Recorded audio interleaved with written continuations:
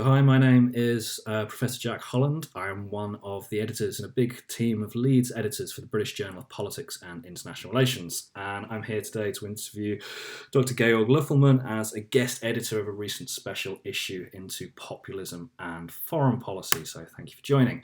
My first question is a really simple one, which is, can you tell us about the rationale behind this new special issue? Yeah, sure, happy to. Excuse me. So obviously, especially I would say since 2016, right, where we had these two populist shocks: Brexit, the Brexit referendum in the UK, and then Trump, the election of Trump as the 45th president of the United States. There has really been an explosion of public interest in populism. It's in the media. The Guardian had an entire special populism project.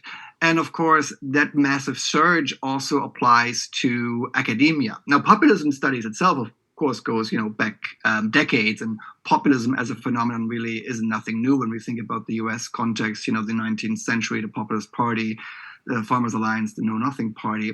But there was this perception that something manifestly, qualitatively has changed with nationalist populists, movements, parties, or politicians like Trump being able to sort of really upend the liberal democratic establishment in the way that they have. And now, obviously, we had some special issues already in international relations. We had Cambridge Review of International Affairs. I think we have an upcoming one in international affairs. We had one in global affairs. We had one in politics. And one of the sort of ideas behind our BJPIR, our special issue, was really to give a state-of-the-art overview of the breadth and depth of populism research in international relations. And one thing that we wanted to particularly connect with is this existing populism studies literature and the research avenues that have been explored here, and also in particular how to define populism, right? So this discursive ideational approach that I and many others use in their work, this idea that really there is this basic antagonism that is politically communicated between the corrupt elite, the establishment that has betrayed the real people, the honest, hardworking, God-fearing citizens, right? The heartland America, that is, Trump, the Washington swamp, versus the real America that has been ripped off and betrayed. And closely connected to that also is, how do populists actually motivate their voters? And in our case, in the context of our special issue, this was a focus on, well, actually, it's not just about domestic issues, but populists very much use the international. They use practices such as globalization, or Trump would call it globalism. They use international corporations, international organizations like the UN, the EU, as this idea of an enemy of the people to mobilize their voters, also with a particular emotive language of fear, of hatred, right? Immigration, again, a case in point for Trump. So the idea of a foreign threat, of an alien invasion, all of these are actually populist themes, where populism itself, or populism studies, has in the past more looked to sort of the domestic context. So we are really focusing on this context of foreign policy, the international dimension. And then lastly, I would say that something really stands out in our issue is this idea of security, right? This idea of the enemy, this Schmittian logic of populist politics is all about the differentiation between the friend and the enemy. The populist democracy is not liberal democracy. It's all about overriding institutional constraint. It is the absolute power and authority of the populist, or the authority that populist claims, again, very much, using Trump here as an example. And my work, for example, is based in critical security studies, at the intersection of critical security studies and US foreign policy. And so I was in particular interested how Trump uses these populist security narratives of immigration predominantly contextualized through this lens of violent crime and terrorism. The economy is securitized as economic surrender, as trade deals being negotiated by these corrupt elites, right? Eroding America, factories littering the landscape like tombstones. So very fear-based discourse. And then, of course, this idea of America first, of fundamentally remaking U.S. foreign and security policy, grand strategy, redefining national security around this idea of national sovereignty, and sort of elevating these ontological insecurities, fears, and anxieties of Trump's core voter base of this non-college educated white working class voters, particularly in the heartland, in the South and the Midwest, and sort of elevating these concerns to the level of national security. And this is something that I particularly explore in my article, how ontological insecurity of a particular segment of voters through populist rhetoric, populist narratives, becomes now this idea of national security, national insecurity, and what constitutes a national threat. That's fantastic. And my brain is now whirring away. A couple of years ago, I wrote a piece in one of the special issues you mentioned in Politics, which is one of the sister journals of the Political Studies Association. And we spoke about populist nationalism, myself and Ben Fermor, and the mythology of the white working class. So I guess to link into your article in this special issue, which is a really good article that people should really download and take a look at and cite, there was 3 things that jumped out. I guess to start with, what's useful about the ideational discursive approach to populism that you mobilise, and I'll give you the other 2 questions so your brain can work on all of them at the same time. What does this term security do? What's security adding to the mix in this? Because there's a lot of work on populism and Trump, and security, I think, is doing something particular. And I was really pleased in your article that there is this explicit dealing with the white working class, or the mythology of the heartland and all the rest of it. So if you could talk about the importance of that electorate, imagined or otherwise, to Trump and the populist project, that would be great. Mm-hmm. Yeah, thanks very much. Yeah, I think security in the Trump case, I really think security, the language of security, and in particular populist security narratives that speak to a sense of ontological security and insecurity at the same time, because Trump, on the one side, really scares the hell out of his followers.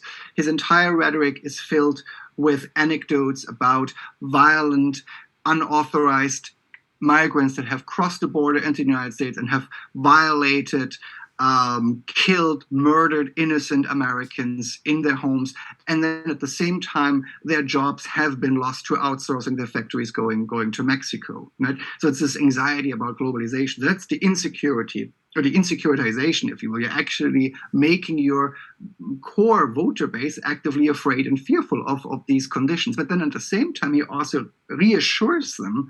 He reassures his voters in saying, you are the real America, you are the true America. And there against you is a entire plethora of enemies of the American people. That is, you are the American people, and all these others are not. They are the un-American other. And there, I think, when we look through this, through the lens of ontological security, right, the security of being, the security of self, the stability of an identity, a group identity, it is really useful because we see what's going on in Trump's rhetoric is 2 things, in my opinion. One is a massive expansion of this idea of the enemy. Right? The enemy to U.S. national security is no longer just an external enemy, a revisionist Russia. It is no longer a rising or re-emerging China. But actually what we find is that the enemy is now, as I put it in the article, inside the gates as well as outside the gates. So Trump talks about the enemy of the American people being CNN and the New York Times and the entire fake news media, in quotes. It is the CIA and the national security establishment that are vilified as the deep state when, for example, in the Mueller investigation, they don't produce the outcome that completely exonerates Trump. The enemy of the American people is the Democratic Party. It is Black Lives Matter activists. So we have a massive, massive expansion of this idea of the internal other, the internal enemy.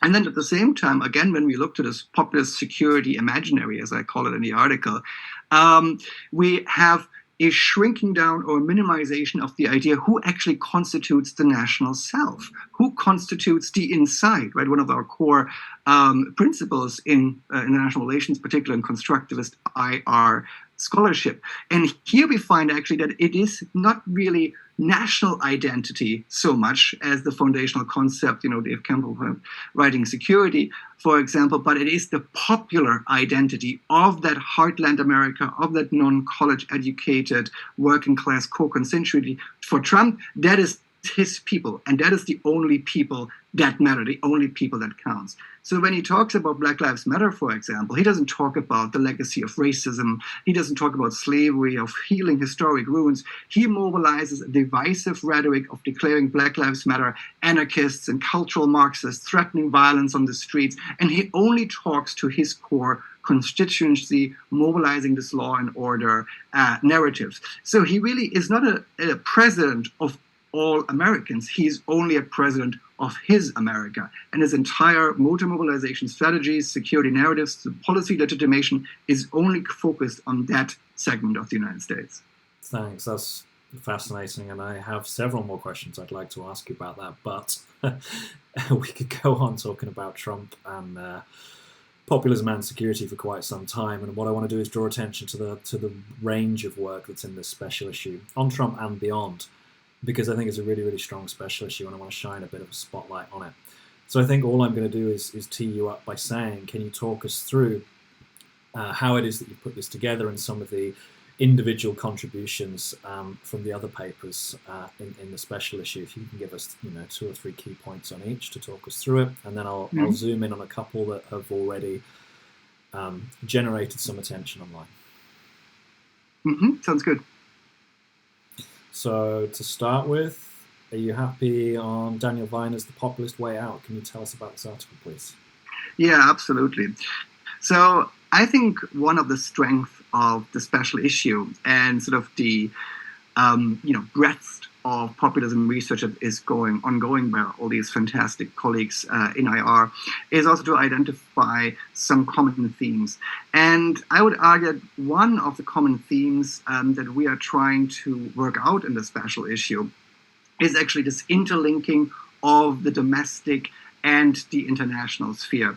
And I think Daniel Weiner, he does that quite nicely in documenting how these legitimation strategies that the populists sort of present to their audiences, where they, argue for their various policy initiatives. Increasingly, these are sort of connected to or focused to or directed at the international sphere, right? It is about having to oppose international organizations, global corporations, the United States, sort of in this anti-imperialist blend. And so the interesting thing, I think, in Weiner's work is to show that actually the populists do not just contextualize themselves against this domestic enemy of the people. And that is, I think, also connects with my work again. This enemy of the people very much is also located on the international sphere, and then it's being brought back into a domestic context. So really, in this mobilization of voters, in this policy legitimation strategy, we have, I would argue, a foundational antagonism. And this antagonistic view of politics as us versus them, the friend versus the enemy, this enemy is located simultaneously on the domestic, on the international, and this antagonism actually interlinks both spheres. Nice, thank you for that. Next up, we've got Karina Lakatos and Gustav Maybauer with Saying It Like It Is.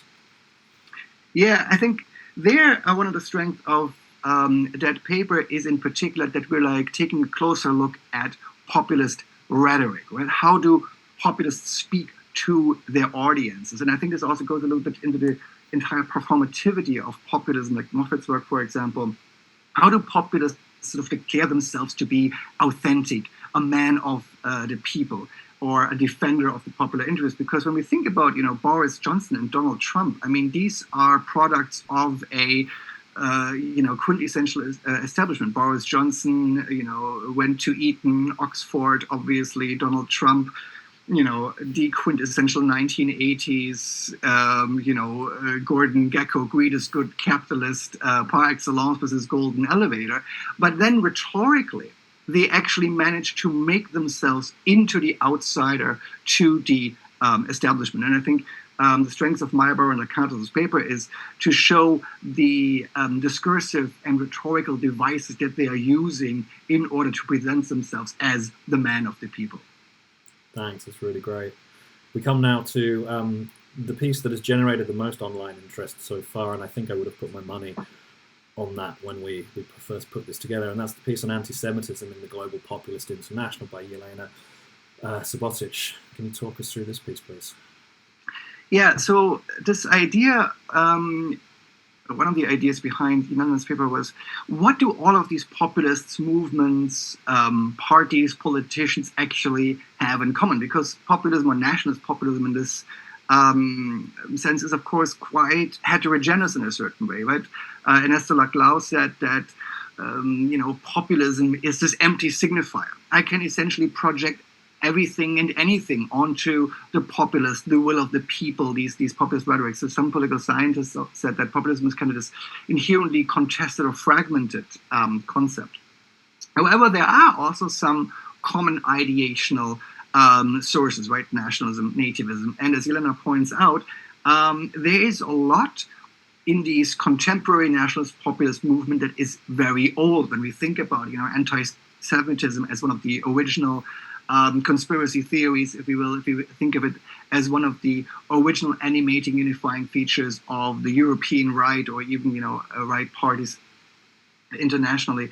And so what we're seeing here is now that anti-Semitism has again been reincarnated in a lot of these nationalist, populist movements. We see it in the PiS in Poland, we see it in Hungary under Viktor Orban. But at the same time, what I find interesting, and what also Subotic points out, is that we are having sort of this anti-Semitism as a common ideational resource that even gets decoupled from sort of certain policies or foreign policies towards the state of Israel among some of these nationalist populist governments.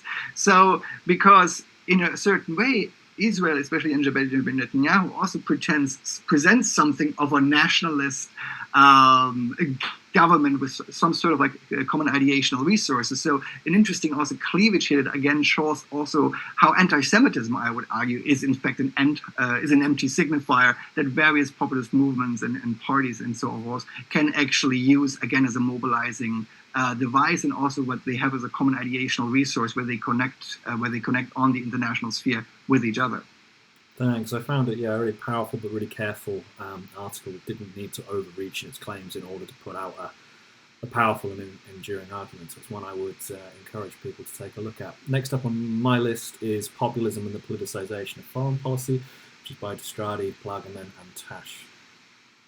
Yeah, I think a particular strong suit here of the article by Destrade and Plagerman and Tash is to sort of shift our focus from populism as a predominantly Western phenomenon or European phenomenon, or one that we particularly think of when we think about Latin American governments, and we're actually sort of widening our perspective of populism beyond some of these best known cases to really populism is a story that also unfolds in the global South, and really populism, this populist wave, this populist surge, really is actually a global contemporary phenomenon in international politics. And so we are having here a comparative, very interesting, very empirically rich and dense comparative analysis here between this case of two nationalist or religious nationalist populist governments in Turkey, in India. And again, we're having this theme of populist legitimation of foreign policy. So we're having here a look at party programs, official speeches, and social medias. And again, we're having this idea of the international, of regional level and global level foreign policy issues, and how populists use them to mobilize their audience, to make foreign policy an issue, or also sometimes not make foreign policy a populist issue. Thanks. Next up on my list, we have another case with the Yellow Vests protests by Soraya Hamdoui. I think I pronounced that correctly. Yeah, so I think very interesting in Soraya's piece is this idea of, well, we hear a lot about populists, populist mobilization, populist legitimation, populist policy. But how does anti-populism look like, right? Because populism is all about challenging the establishment. When we look at it from a sort of a post-structural point of view, Stavrakakis, populism is all about having a discursive intervention and creating new hegemonies, right? Creating, upending, reformulating the status quo of what is sayable, what is doable, what is acceptable, and also changing communicative behavioral norms, right? What was previously unthinkable all of a sudden becomes part of the Overton window, becomes part of the modus of doing things. And so what Audrey actually points out is that there is a marked difference how that challenged establishment reacts, whether it is a populist party, like, for example, l'Assemblée Nationale, the former Front National, which is seen as a legitimate political threat to their own power and authority, and though they're trying to essentially exclude it from the political process, and the Yellow Vest movement, the Gilets Jaunes, where this was seen as sort of like a legitimate popular protest, and the response to this populism, this anti-populism, was very much more accommodating, even though there was still sort of like a wariness how the establishment looks at these popular outrages. Thanks. Next up is Bonasinga's article, A Threat to Us, the interplay of insecurity and enmity narratives in left-wing populism. So again, shifting that case. So yeah, I think one of the strengths of the special issue is that we pay particular close attention of when we actually talk about left-wing versus right-wing populism, right? Because often everything gets thrown together as, oh, this is just populist. And what we're also trying to do is we're trying to make our readers understand, or introduce to our readers, that on the one side, we have right-wing populist, authoritarian populism, nationalist populism, which very much is sort of this exclusionary populism, right? So when we talk about the enemy of the American people, or the enemy of the people in general, when we talk about the attribution of blame, this is very much this dyadic movement. On the one side, blame is attributed to the top, the corrupt establishment, the Washington swamp, Brussels, the tyranny of Brussels and all that. But then it's also downward, right? It is against ethnic minorities. It is against migrants and illegal immigrants or unauthorized immigrants in particular. And that really is a hallmark of nationalist populism, that we have this idea of this sort of ethno-cultural Gemeinschaft. It is this closed community. And there we have the nationalist, the nativist element. Versus in left-wing populism, we also have sort of a liberal progressive articulation of the idea of the people as a community that you can join. It is an inclusive understanding. And here populism really is seen as sort of a democratic corrective to liberal technocracy, to the democratic deficit of the European Union, for example. So here, left-wing populism actually connotates populism in positive terms, not as a dangerous erosion of institutional, checks and balances, and the erosion of liberal democracy towards far-right authoritarianism or even fascism, as some scholars like Jan Müller or Jason Stanley, for example, would do. But left-wing populism really says, oh, we are actually integrating people in popular communities that have completely checked out of the political process, and now these left-wing populist movements like Syriza, like Podemos, they're actually re-legitimizing the democratic process. And the interesting thing in Bonasinga's article is that when we talk about security narratives, insecurity and threat in populist discourses, well, there we actually find a lot of commonality between right-wing populists and left-wing populists in where they locate the source of insecurity for popular identity, for the real people. And so in the case of La France Insoumise and Jean Mélenchon, it is really about NATO, it is about globalization, it is about the European Union. It's the entire idea of liberal internationalism, or what Trump would probably call globalism. This is the idea of the enemy as a source of popular insecurity. And here left-wing populists and right-wing populists very much again come together in interlinking the domestic and the global, and in identifying the international in on itself, and ideas around multilateralism, liberal institutionalism, globalization, global exchange, the ideology behind these ideas as a source of insecurity that we, the populist movement, the party, need to protect the people from by upending this system, tearing up these free trade deals, leaving the European Union, right, ending NATO membership, and so forth. That's great. You've linked that really nicely back to the special issue and its contribution to the whole as well. The last paper, definitely not the least, that I'm going to tee up for you is by Katarina Kindval and Ted Svensson, Exploring the Populist Mind. And this is useful perhaps for some of its focus on everyday populism. Yeah, so what I think, as I mentioned, one of the themes really is this exploration of populism and security, or international security and populism, and how do populists talk about security. And I think my work, and also the work by Kimmel and Svensson, also does not just interlink here with populism studies, but very much also with research in political communication and political psychology in particular, and also with the effective turn in international relations. Because what we find is that a lot of that populist language about ontological security and sort of activating ontological insecurities in populist voters is a very emotive, is a very effective language of anxiety, of fear, of certain fantastical narratives. And Svensson and Kinwell really explore this effective dimension of these populist security narratives and how they are deliberately employed to mobilize support by populist voters by addressing their fears, by addressing their insecurities, by addressing their anxieties through this populist language, through this very effective dimension of populist security narratives.